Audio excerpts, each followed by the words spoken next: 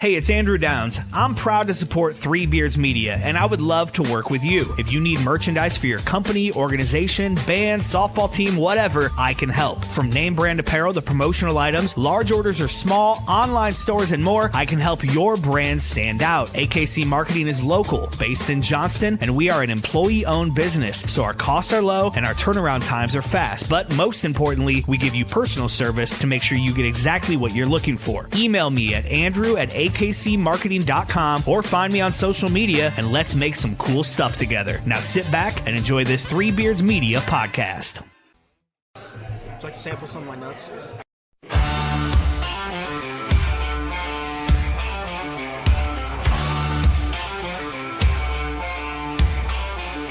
You can lift your weights, you can run your miles, but you ain't got what's been earned through trials. It ain't in the gym, ain't in the youth, it's in busted knuckles and hard-lived truth. Back's been sore since 99, but I still stack wood and I still outgrind. Call me slow, call me old, but I got hands that could bend pure gold. Ain't about muscle, ain't about speed, it's about the fire when the time comes to lead. You can talk real tough, you can flex real wide, but when it's time to dig in, boys, step aside. Old man strength, built to last, years of work, no need for class. Ain't no quit, ain't no doubt, you don't know tough till you've been worn out.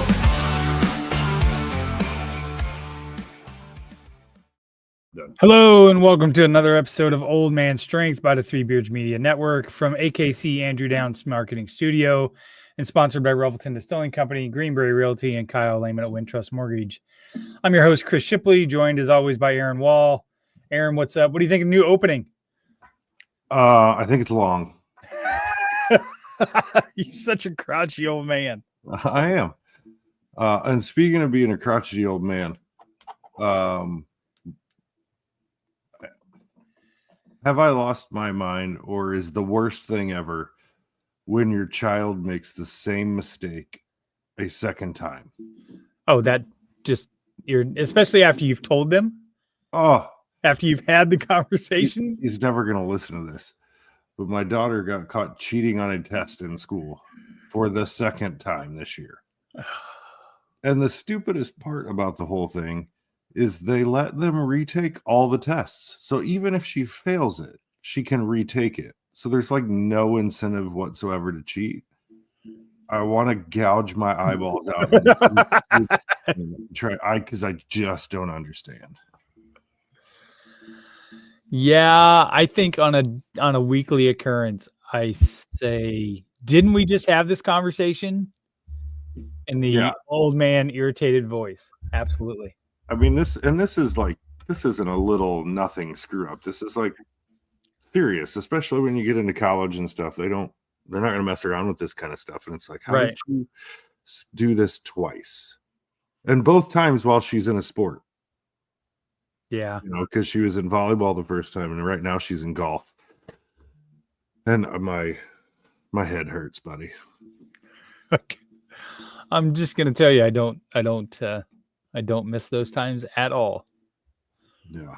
So, can I say we could go over an entire episode of how many times my kids have deliberately not listened to me, and you just want to go, see, I told you so.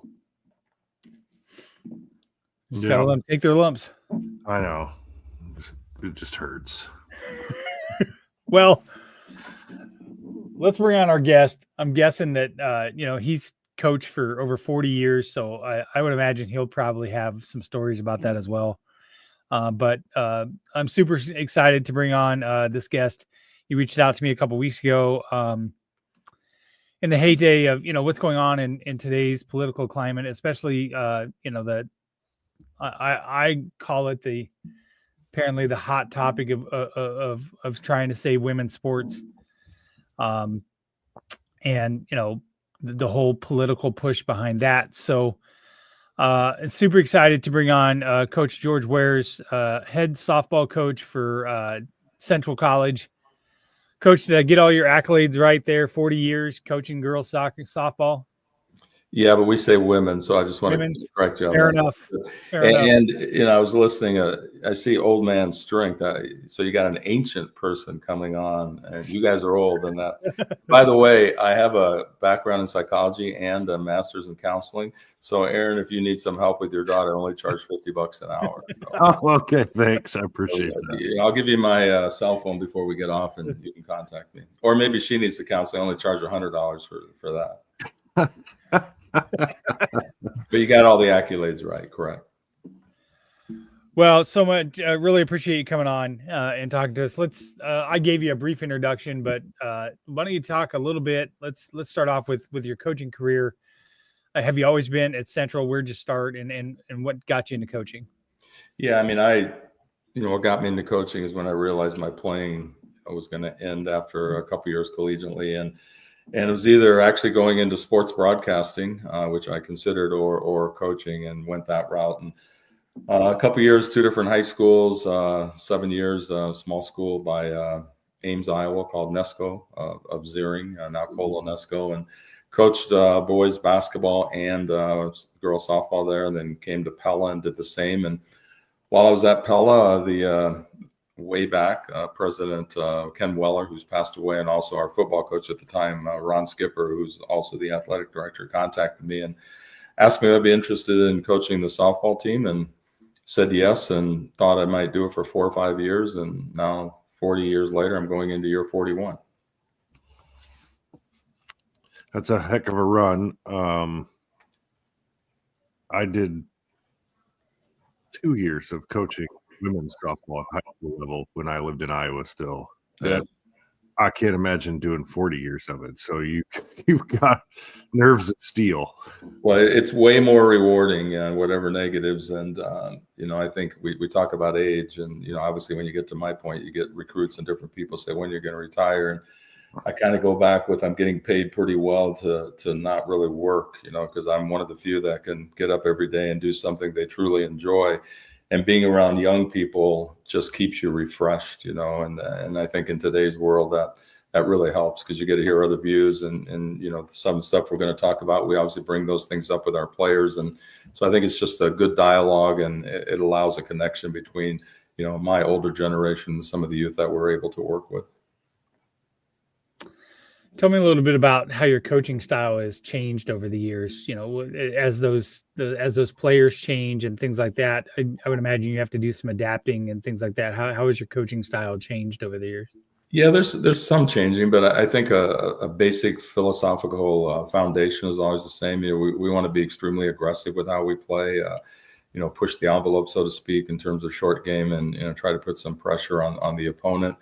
And then we want to really try to instill in our players, play without fear and play to win. And I know that sounds kind of obvious, but when I watch sports, and I'm a junkie, I watch a lot of different sports, different levels, and I see so many times where you get to a bigger moment and teams just kind of freeze and they just look petrified, and I think you have to work on that all year. You can't just coach for the postseason. That postseason, it's got to be something you instill. And we try to think we're going to make at least somewhat of a postseason run every year, and then we connect the game to life. It's kind of a way to really put pressure and kind of cause some chaos in our players' lives in a practice setting, and then help them get through that chaos, which we think will help them be better teachers, better doctors, better whatever it is they might be. But as far as adjustments, I think social media has changed things. I think the communication skills with some of the athletes we get, you have to pull more stuff out of them because they're looking at their phone, and they,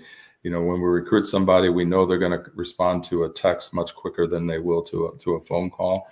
And then I think a little more parent involvement, whether you want to call it helicopter parents. Sometimes it's a good thing. They're looking out for their kids, but I think the involvement of parents has become a little more insane, I think, over the last few years, especially at the high school level. And I'm not sure if I could coach at that level where you're constantly having to deal with so many things besides just coaching the team that you're coaching. But overall, I know everybody says players are different, but I think players still want the same thing. They want to know they're cared for. They want to be pushed. They want to have high expectations.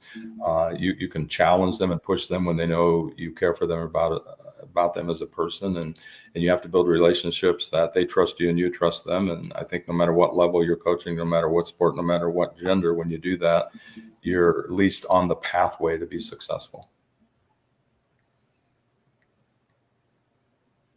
Yeah, go ahead, Aaron. I would agree with that.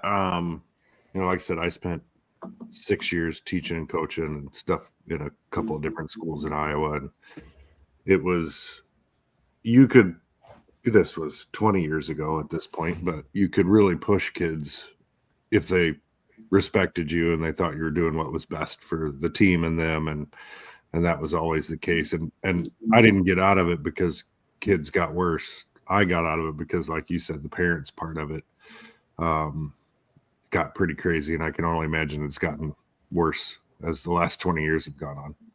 Yeah, and believe me, I understand, parents their kids are it, right? And, I've got 2 daughters and 5 grandkids, and they're everything. And when I watch a game, I have to bite my tongue like anybody else. But I think there comes a point where, you've got to let them fight their own battles too, So if they do have an issue with a coach, ask them to go speak to the coach, whether it's about playing time or something else. And I think too many times today, we see a lot of parents fighting the battles for their kids instead of encouraging them to stand up for themselves or speak for themselves. So with the changing landscape a little bit, and you talked a little bit about social media and things like that, let's dive into some of the things that are going on. You reached out to me because, full transparency for the audience, I'm sure they know, I have a son that is transgender, and this issue has been pretty front and center for me for the last 2 years, specifically since some of these. And I will just preface this conversation by saying, I try to respect other people's views and other people's thoughts on it, but there's some hard stops for me. One of them is that I feel like this administration and the state's administration is using a fear tactic at the expense of one set of individuals, and that's not how you lead. So you have coached women's softball for 40 years. I can't think of a better expert to come in and talk about the concept and what the state of women's sports is, and what, if there is so much of an attack on it as there is. Yeah, and probably not an expert, but an anecdotal expert, in terms of the time I've worked with a lot of female athletes and had the opportunity to get to know a lot of them, and it kind of with the social media thing, what really bothered me and kind of got me wanting to discuss the topic is I think they're using some of the athletes in a political way. And so whatever your opinion is your opinion, but I think you've got to be careful to start stating things as if they're facts. So when I speak to you tonight, I'm going to always say, this is my opinion. So, and then I'm also going to have some factual stuff from the NCAA. And, in 40 years, I can tell you factually, there has never been a situation where I thought we were competing against a male athlete. It just never happened. And we have never had a player on our team that was a male athlete. And there's no coach in the country that wants women to compete against men. All right. No question. That's not what anybody wants. That being said, we want fairness to people that are transgenders or and still want to compete. So in 2022, the NCAA rule was pretty fair, in my opinion. And when it was last redone prior to now, and it was simply saying each sport was going to be guided by the Olympic sport if it was an Olympic sport. So everybody had to go with Olympic policy. And it was really hard to play if you weren't identified as a female at birth. So if you were identified as a male at birth, you could play, but you had to go through so many tests at various times before the season, mid-season, and then by postseason. So to tell you how that worked. In 2024, the last year it was allowed, we have over 500,000 female athletes in the NCAA, Division 1, 2, and 3. There were 10 identified transgenders that played, 10 out of 500,000. And the others that tried could not pass the test. And the tests were pretty strict. So it wasn't like they were allowing somebody that was, for lack of a better phrase, completely male step in and play against female athletes. And again, nobody wants that. Now, some of the fear came out where people were saying, well, there's 7-year-olds, 8-year-olds in high school. And I can't address what the policies are there, but I can tell you at the collegiate level, it just never was that much of an issue. And now in 2025, with the new rule, anybody that is a transgender or identifying as such, they can practice. So they're still allowed to practice with the women. They just cannot play in a competitive environment in terms of playing against outside competition, and definitely can't play in postseason.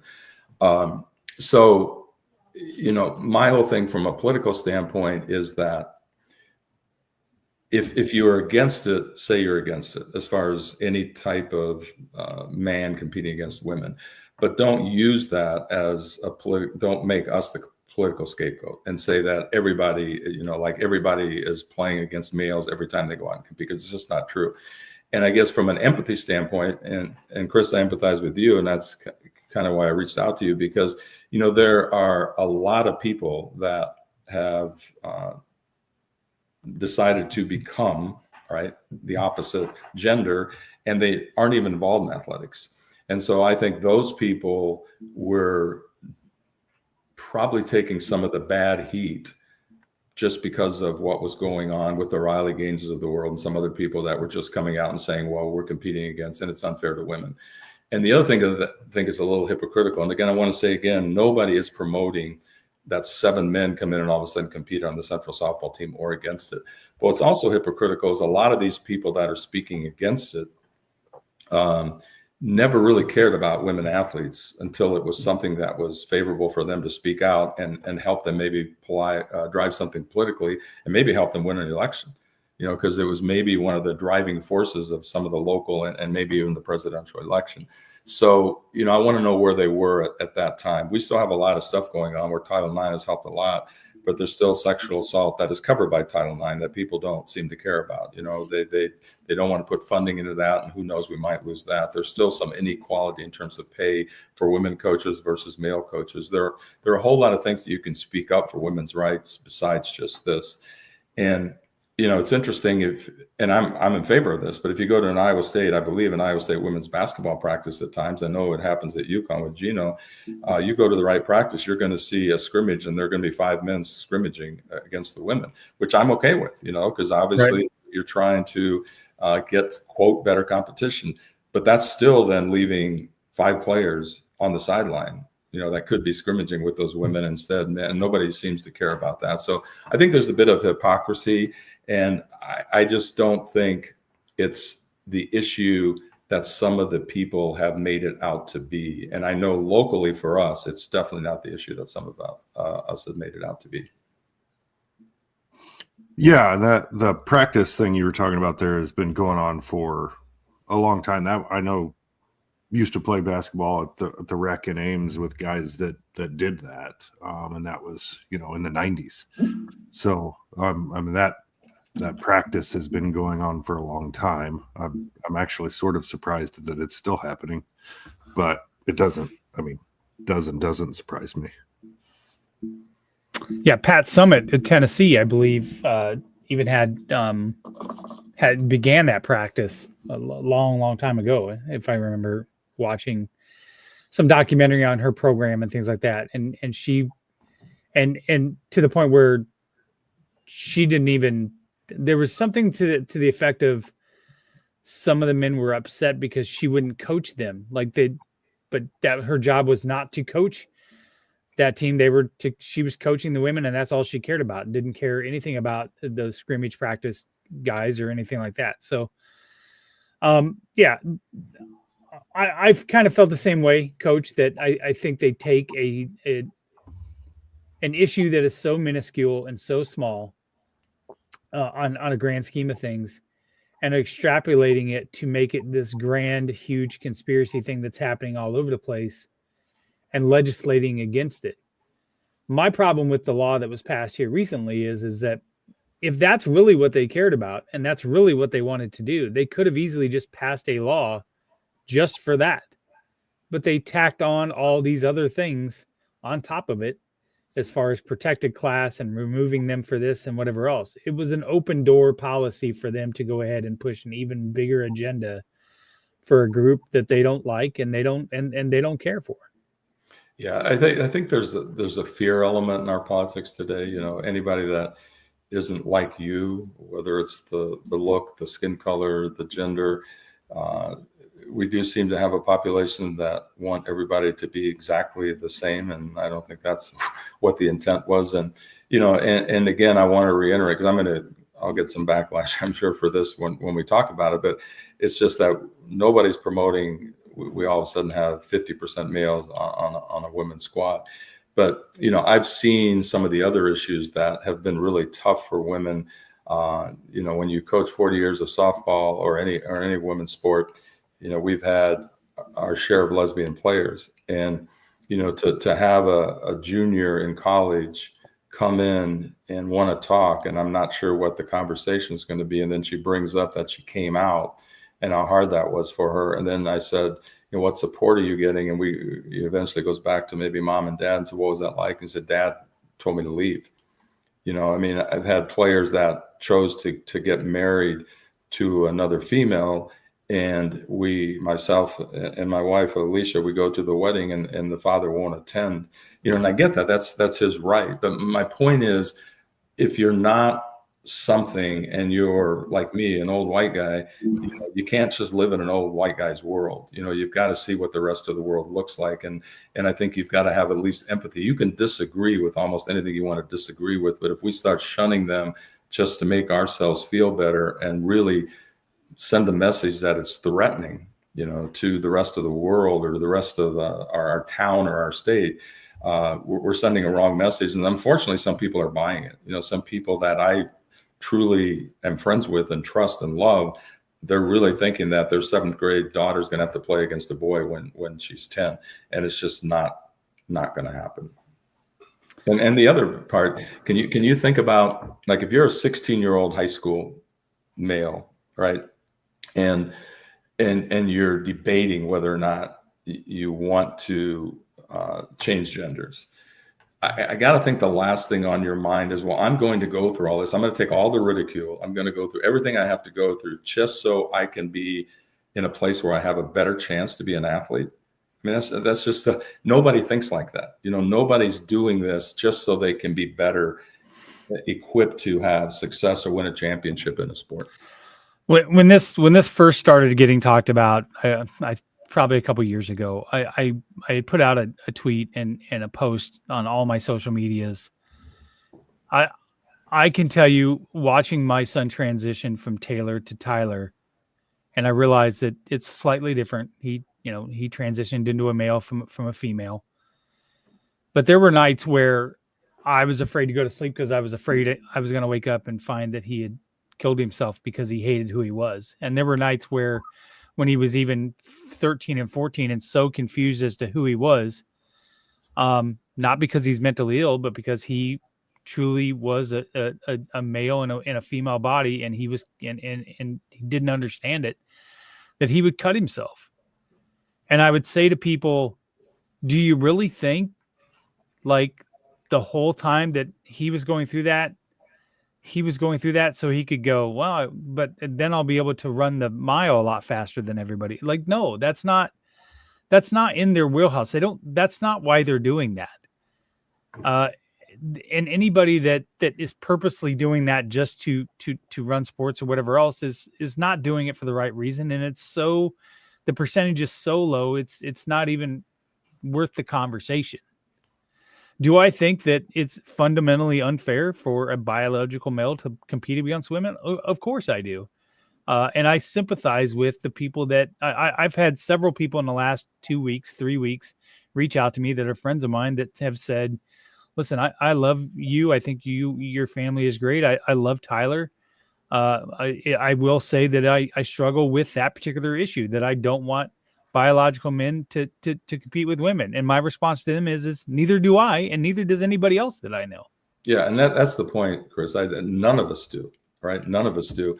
And that's why I brought up and again, I can only speak to the NCAA. I can't speak to what different high school organizations, what they required or demanded when it was permissible to a degree. But again, the NCAA, the strict testing, and only 10, so if it was a 500,000, even if you had 10%, then you say, okay, what do we have to look at here?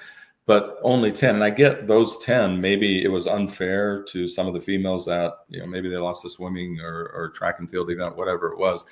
But, I think the NCAA before this new policy was going further and further to try to make sure there wasn't an unfair advantage. Because as you said, and we've said it over and over, there's not one male or female coach that wants a man to come in and play against their female athletes. And I think when you speak out, it's important because I can't understand what you're going through. And I think that's what a lot of people don't understand. I think you can articulate it, and then it's up to me to digest what you're saying and try to empathize with it. And I don't disagree, but I could disagree with everything you say. But I still have to allow you the opportunity to say it. And I certainly have to allow your son to live a life that is not going to be ridiculed because of some things that he's not even a part of. And when you spread the hate from the athletic part, it's going to go to the general population. And a lot of the people that are spreading that aren't hateful people. They're just completely misguided as to they're afraid their daughters are never going to get to play sports again. And they really, truly believe that. And again, sometimes I have truly believed that. And it's just not the way it's not the way it is. Just out of curiosity, and I don't know if you know, of those 10, like how many were highly successful? Like, yeah, the most successful. Or I don't know. I don't want to speak to something I don't know the facts on, but I know there was a swimmer from Princeton that had some pretty good success, and there was the volleyball player that a lot of the teams boycotted the conference tournament, I believe it was. But again, I can't think of. I think if one of those 10 were All-American or something, we would have heard a lot more about them.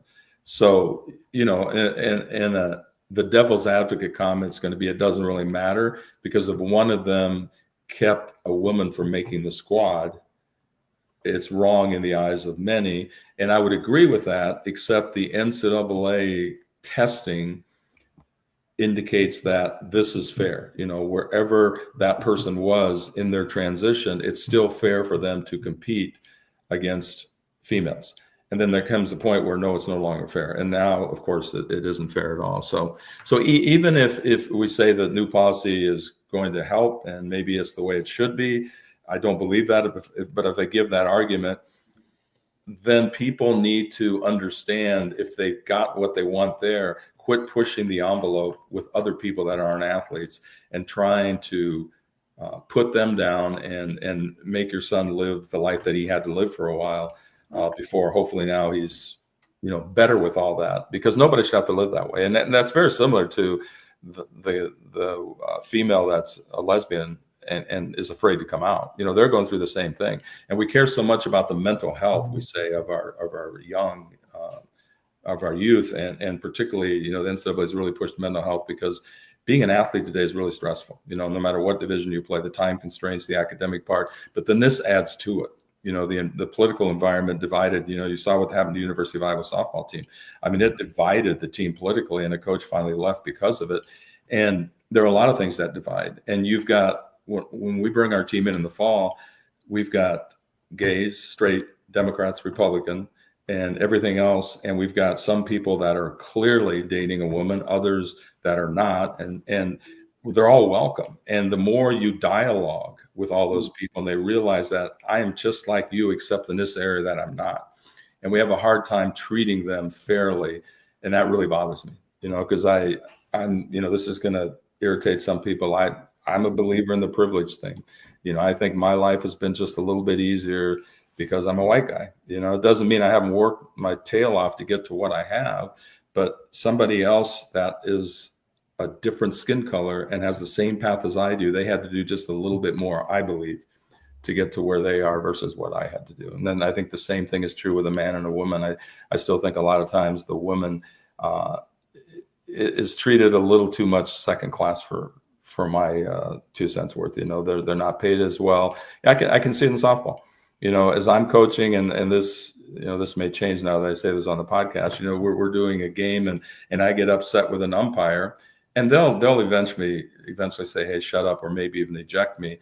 But if it's an all-male crew and I say something, and a 25-year-old female coach says something, I'm treated differently than she is. And it's probably they're allowing me to say a little bit more than they allow her to say. That's just not right.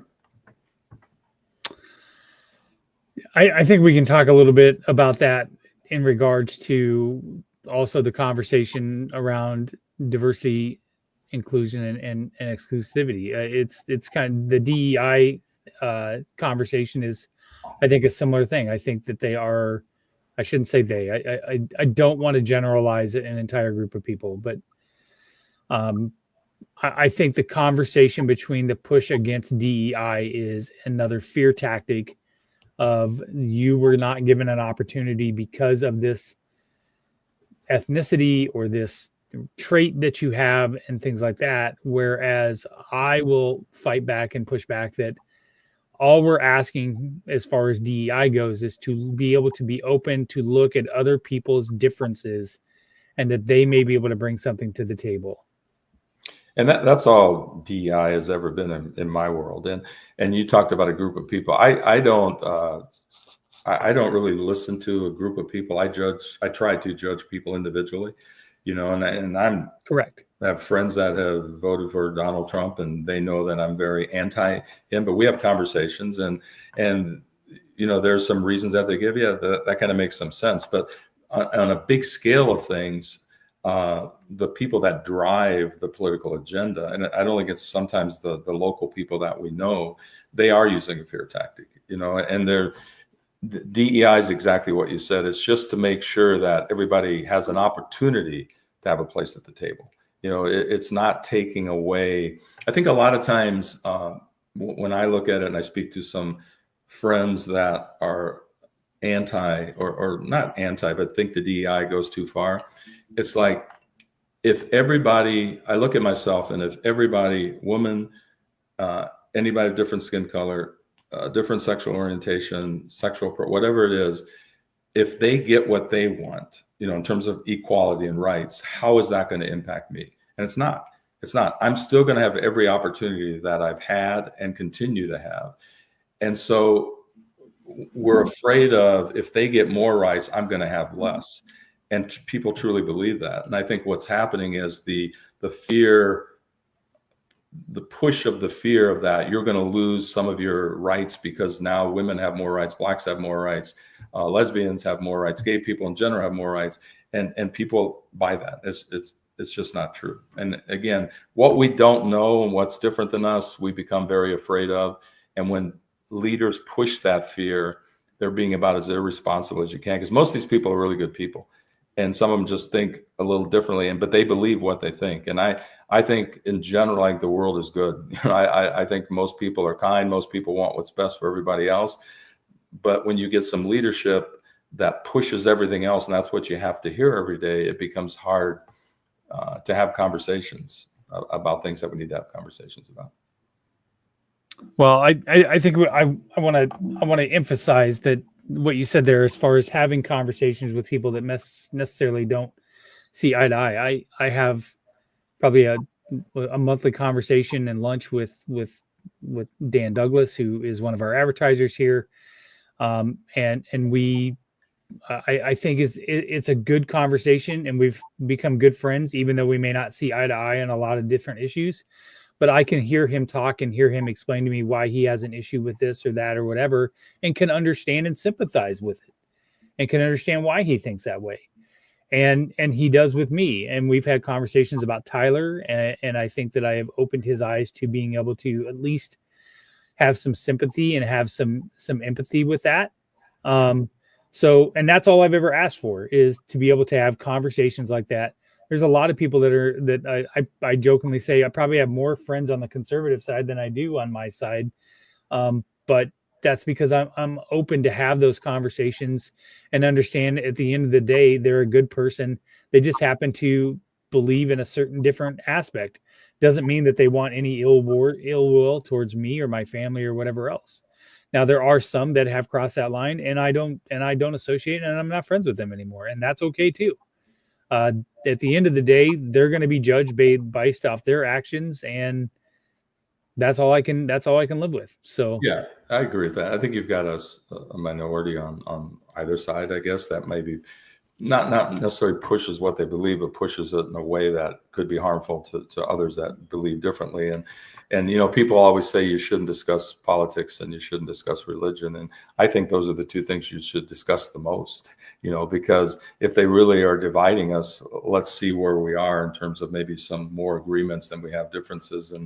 And again, anytime I meet somebody, I don't care who they are, what they look like, how old they are, how young they are. I'm going to give them the benefit of the doubt, and I'm going to respect and feel like they're a really good human being and have a conversation with them if that's what they want. I hope they would do the same.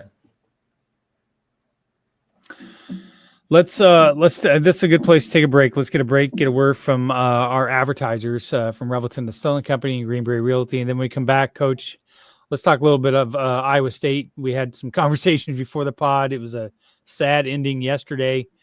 And as you said before, you're a big advocate of watching other sports and things like that. So I'd love to get your insights on what the fuck happened yesterday and why we lost by 20 some points. So let's get a word from our advertisers, and we'll come back with Coach George Wares.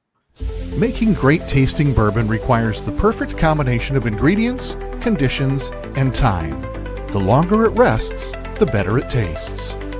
Revelton Distillery's new single barrel bourbon is made from 80% corn, sourced 100% from Iowa farmers. And unlike mass-produced bourbons, each barrel of Revelton's single barrel bourbon is unique, proofed on when it tastes best. As they like to say, it'll be ready when it's ready. And to ensure the highest standards of quality and flavor, owners Rob and Christy Taylor oversee the production and bottling. Every single barrel. Iowa born, Iowa aged, Iowa bottled. Try the new single barrel bourbon from Iowa's own Revelton Distillery. ReveltonDistillery.com.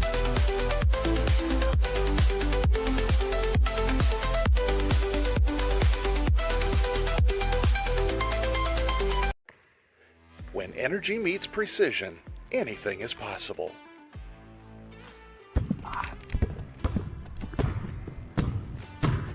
I'm Carter Hawley, the Chief Energy Officer of the Iowa State Cyclones. I'm full of energy on and off the court, but nothing gives me more energy than helping families find their dream home. And that's where Green Beret Realty comes in. They're more than just realtors. They're a team dedicated to getting things right for you and your family, just like we get it right on the court. No basket. Fouls on the floor before the shot. Out of bounds. Come on! Can you believe that? You can't take that away from me. That call was absolutely terrible. Are you guys cautiously trying to be this bad? I mean, does your mom not love you? Have you seen how old my partner is? My back hurts already from carrying him all night. And I've heard enough out of you. So you're gone. Fine. Jim, are you blind? Basket's good. We've got a three-pointer.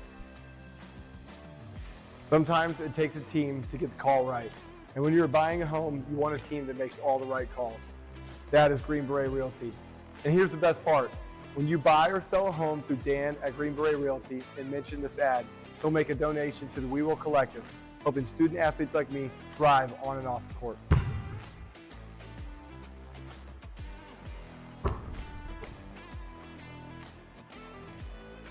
That call's so easy, even we can make it.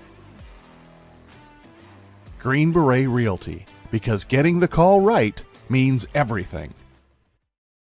All right, and we're back. Shout out to the Three Blind Refs podcast and for starring in that ad. I think they have a new episode coming out this week. We got a busy week here at Three Beards Media Network. Of course, Old Man Strength tonight. We had a special episode of Side of the Storm reaction show last night. Hawk's Eye View goes Thursday. think they're going to talk about the new coach for Iowa. About time they hired somebody over there. And then we'll finish up Thursday night with the new show, Chair Shots and Chokeholds, with special guest pro wrestler Gene Snitsky on the show. Coach, Iowa State they just laid an egg yesterday. They did. We were talking off the air, having coached quite a while, you kind of watch another sport from that perspective, and you try to, see what might be going on in terms of what's happening during the game. When I go to a game in person, whatever it is, I try to watch the timeouts and, see how engaged the players are with the coaches and vice versa. And then, you watch a game unfold, you don't know what's been going on in practice. And I think when you look at Iowa State, we only know what we know, but it seems like the injury thing just had a domino effect from the first time Milan was hurt. And I think you just had so many practices where, people weren't there and they weren't healthy. And no matter how healthy some become, you miss a lot of practice time. And it just broke the momentum of what was going on. And I just don't think they ever fully recovered from that. And, that was a big part of the reason I think what happened yesterday, and the fact that I thought Mississippi was really well prepared. I thought, everybody said when it was Mississippi and North Carolina, a lot of people were saying, well, I hope North Carolina loses. And I was the exact opposite. I think North Carolina, does not play any defense. They're really easy to turn over, and they're really inconsistent in shooting. And I don't think they're as well coached, quite frankly, as Mississippi. And I thought Mississippi was just a nightmare matchup because anytime, if you look historically, when Iowa State plays a Beard coach team, it tends to get a little ugly. And then yesterday, the fact that they probably shot better than they have all year from 3-point, and probably better than they will shoot the rest of the year, that was just a recipe for a blowout, and that's what happened. So I was one of them. I wanted UNC to lose. I literally put it in our group text with Marcus and Brent and Dave. So it's my fault. Not if that text decided the outcome. I obviously see Twitter and I talked about the coaching part, but then I get the fan, and Iowa State's fan base is so incredible. I think no matter what the sport, we've been to a lot of football games, been to a lot of women's and men's basketball games, and to see how much they engage in, and they're just not fans, they're part of it, right? And so when you have expectations, and I think what's happened is when you look at Iowa State athletics in general, from the facility improvement and, from the coaches now, consistency, and it looks like coaches are going to be here a while. You don't worry as much about the rumors of, Campbell leaving or TJ leaving. And then when you look at what Pollard has done, but yet when they sell something and people buy it, that increases the expectation. And I think what happens is when you look at what Coach Campbell has done, it's not easy, to take a program and to do what he's done. But then you get to, I'm going to use a number here, then you get to like a 7.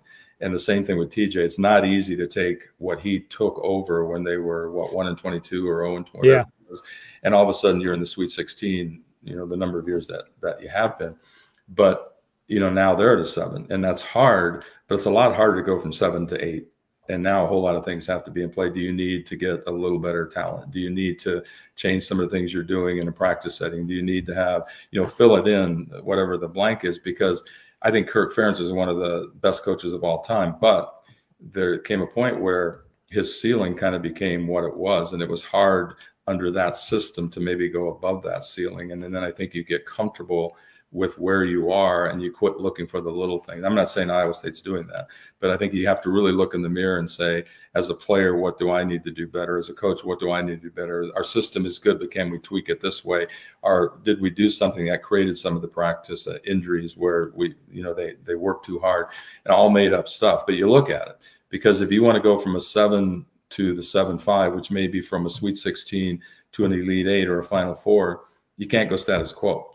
Because now it's been this many years. And so there has to be some other things that you look at, and maybe minor tweaks. And I'm sure they're doing that. But if you don't, you get comfortable in being, and then your level of success is kind of plateaued. And I hope we don't do that, because I think this is a program that could go a long ways in the future.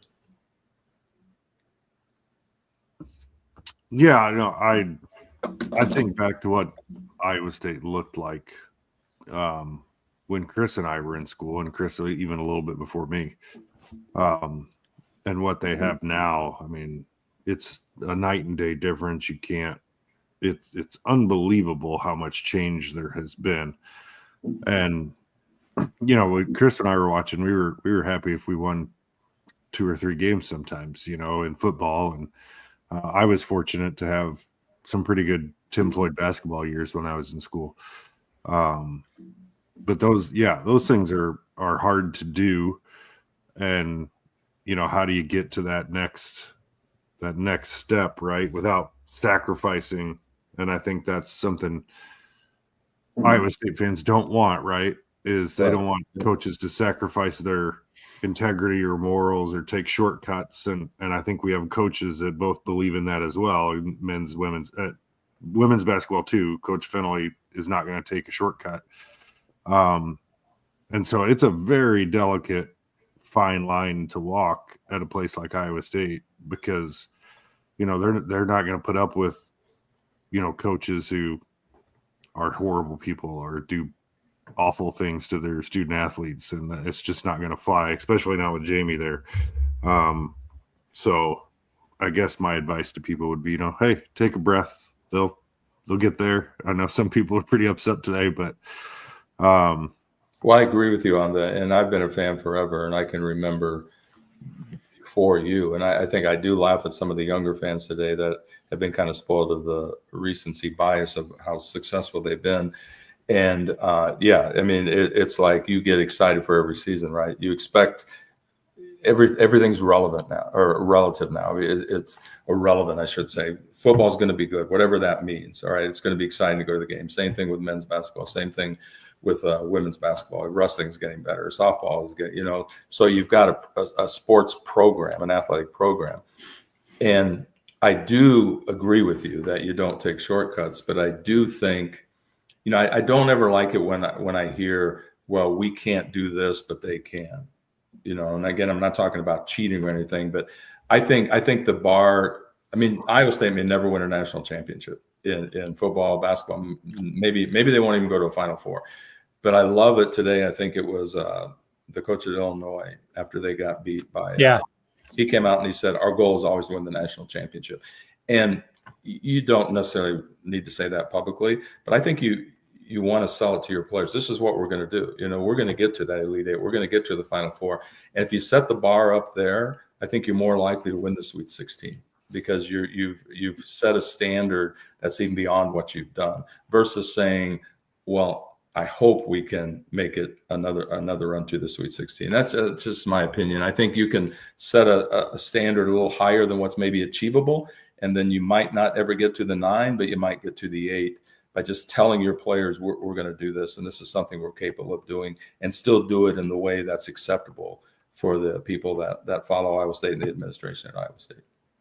Well, I will say that I would much rather be in a position where I'm upset today. The reason I'm upset today is because I had expectations to have a Final Four and we didn't make it, than to have what I had in the late 90s, you know, before Floyd and with or, you know, during the Wayne Morgan years or what have you. And even in football with Coach Campbell. I mean, I sat through a lot of lean years with Coach Walden and who I love. I love Coach Walden, but I mean, his hands were tied back then. We've talked about that a lot of times on this pod with our friend Keith Schrage. But my question here, Coach, is this: you said that, you know, let's take your example of Coach Ferentz, who I have a lot of respect for. I think he's a great coach, but I think he's been resistant to change as he's gotten older. You know, his response in some press conferences of, you know, well, you know, I don't know if you remember this, but we won 10 games last year.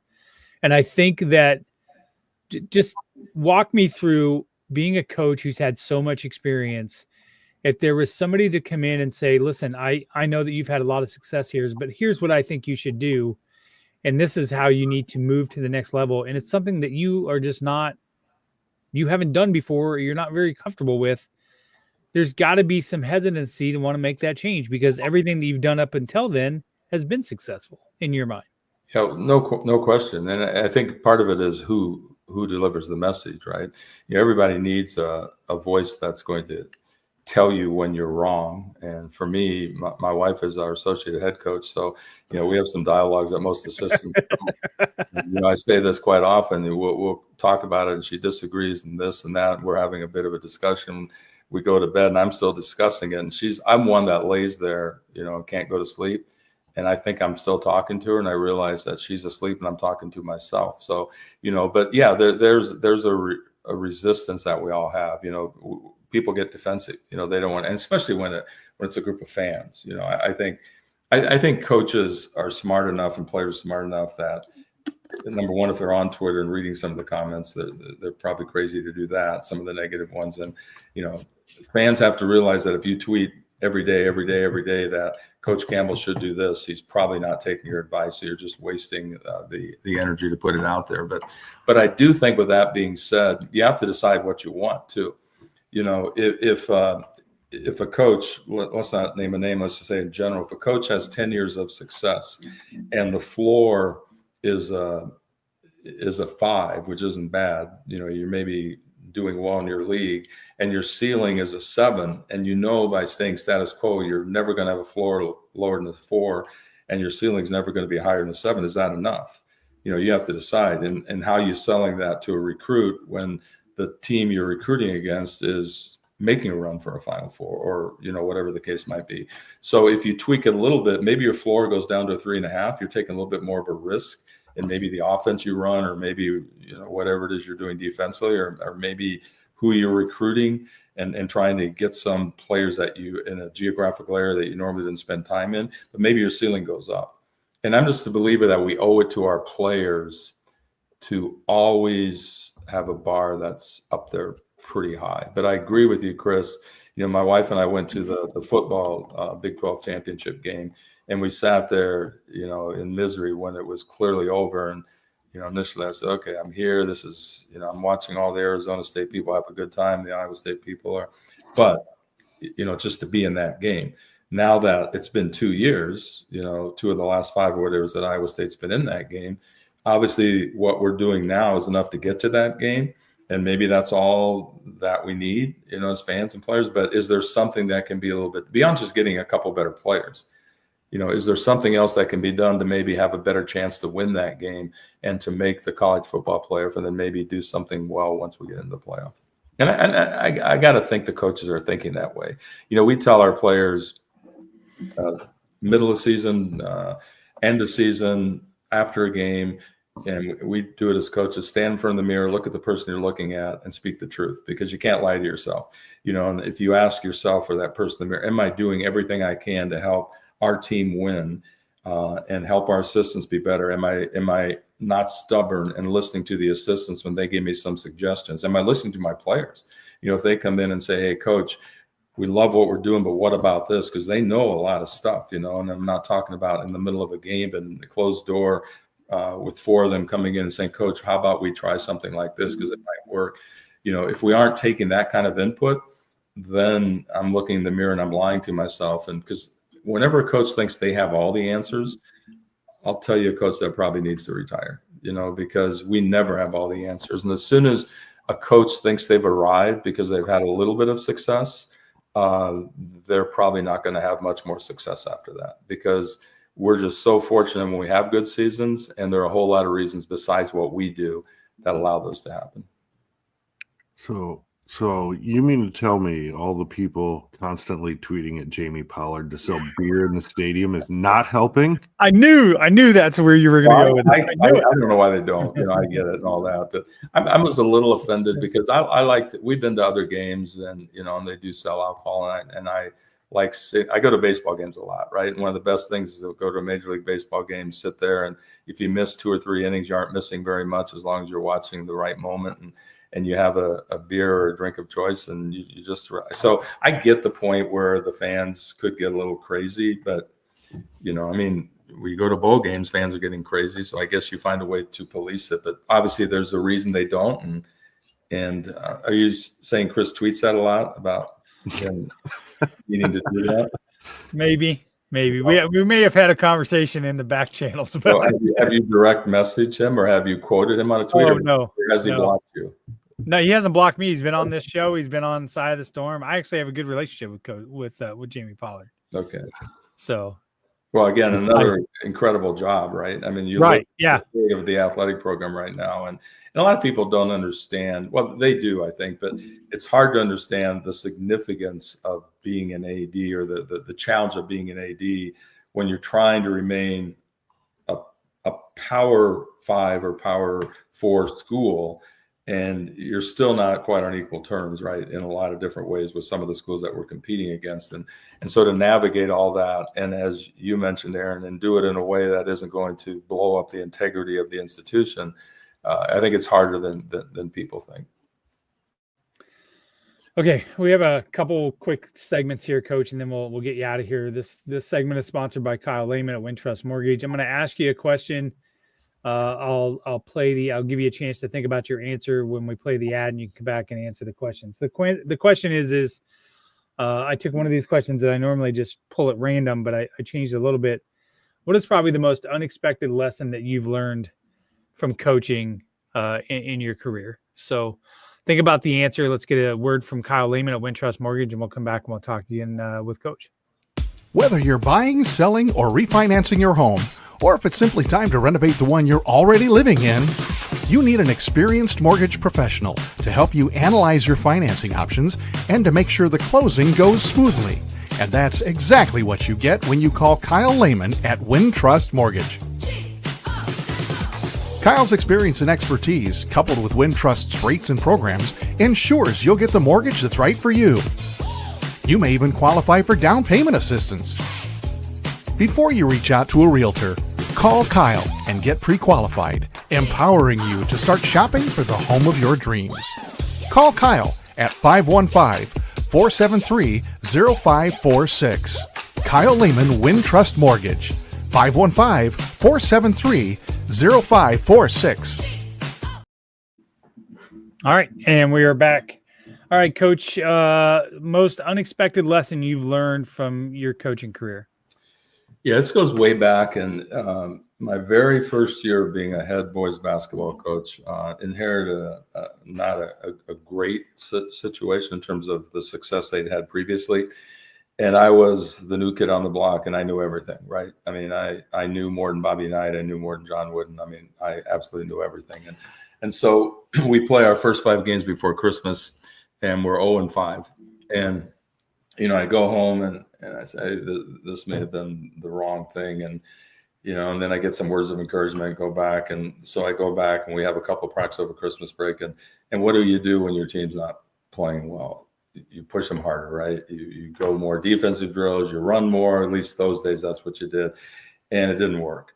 So I had a chance to go. There happened to be a speaker on the East Coast that a friend of mine was going to go hear, and it was all about sports psychology. And I went and listened to him, and you know, it was new then, and it's become a quite common thing now, obviously over the years. But it was about visualization. It was about self-talk, and he talked about how coaches, as soon as things go bad, they practice harder. And when things are going bad, you don't want to practice harder. You want to practice smarter. The body needs a rest, and it needs a rest mentally, and it needs a rest physically.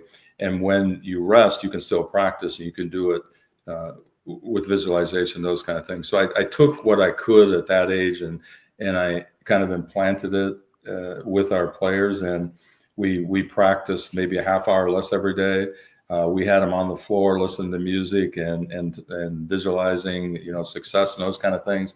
And we went on and went 500 the rest of the way. And, you know, a couple years later, we were in the state tournament. And I've told myself that had that not happened, and by circumstance, got lucky that he invited me to go along, you know, I don't know if I would have grasped that, because we're all about, you know, work. And sometimes we don't understand the mental part is really, really important. I've really made that a part of my coaching style, that you have to learn all about the individual. And the worst thing we can do as coaches is treat everybody the same. We treat them equally, but you know, I'm a very emotional coach. I wear my emotions on my sleeve, and I can get pretty excited, and sometimes I can yell.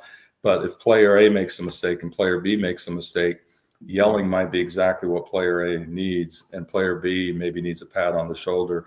And if I do it the wrong way, where their journey is in terms of their development as a player. They may not quit, but I might have lost them for 3 days or 4 days. So it's all about individually being able to tap in what's best for the player. And I learned that quite a while ago by listening to somebody else give a talk.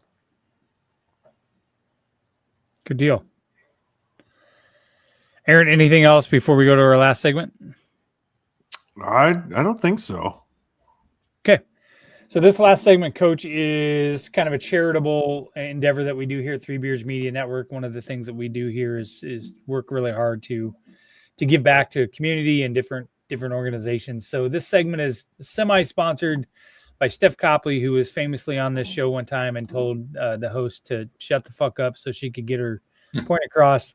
And we thought it was so funny that we made a sponsored segment. So we're going to get a word from Steph and ask people to donate to the Young Women's Resource Center, a center and an organization that does really great work and is near and dear to Steph's heart. So we'll ask that you listen and give if you want. And then, Coach, when we come back, Aaron and I have to shut the fuck up, and you can say whatever you want. There's no holds barred. Any topic, anything you want to say. I won't say there won't be ramifications after we publish it, but Aaron and I can't say anything. So let's get a word from Steph. Hey everybody, it's Steph Copley, the woman behind the STFU segment on the Old Man Strength podcast.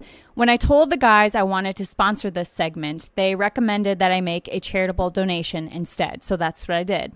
I chose the Young Women's Resource Center in Des Moines, Iowa. They're a nonprofit that supports, educates, and advocates for girls and young women ages 10 to 24. Their whole goal is to make sure that these young women become strong, self-confident, and successful. And if you know me at all, you know that aligns with my goals as well. If you're interested and would like to donate, check them out at ywrc.org and donate today. And remember, don't forget to STFU and listen every once in a while. Thanks. All right, Coach, the floor is yours. Well, I can actually take what Steph said because I actually did a podcast with Steph when she was doing her podcast. But it's interesting, the Resource Center, because we have friends. Our trainer is Frank New and his wife Stacy.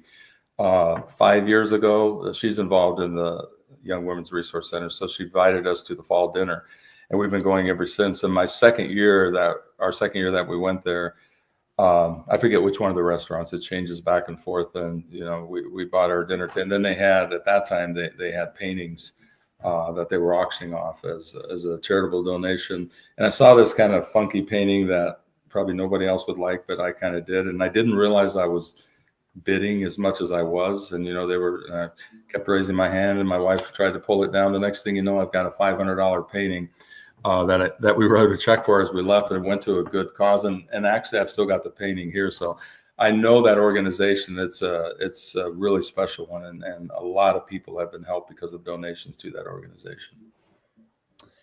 Yeah, we learned about that organization from Steph, and then in December of 23, we hosted a fundraiser at Revelton Distilling Company. They were kind enough to allow us to host a fundraiser down there, and I think we were able to raise close to $1,500 that day for them. That's so great. Yeah. So, well, Coach, I really appreciate you coming on. Aaron, any last thoughts? No, I don't think so. I don't know. We'll see. I may have to call Coach for some therapy and counseling yet, but I'll give you the first session free. We'll see how it goes. How old is your daughter? 15. Is she an athlete? Yeah, so she plays volleyball. You said volleyball, right? Yeah, volleyball and golf. No softball? No.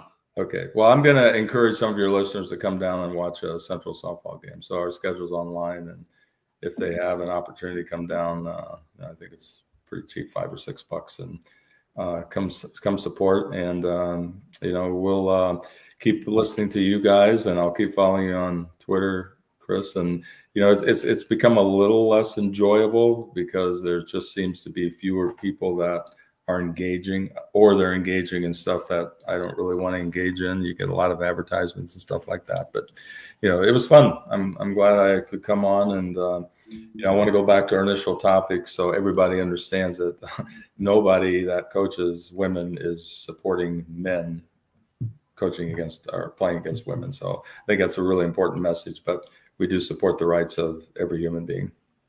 Amen. All right. We appreciate everybody listening. This has been another episode of Old Man Strength, brought to you by Revelton Distilling Company, Greenberry Realty, and Kyle Lehman at Wintrust Mortgage, and broadcasted live from the AKC Andrew Downs studio. Hit Andrew up for any merch needs that you have. Check out the rest of our pods on the Three Beards Media Network. And we are out of here. Old man strength, built to last. Try to break me, you won't get past. Ain't no quit, ain't no doubt. You don't know tough till you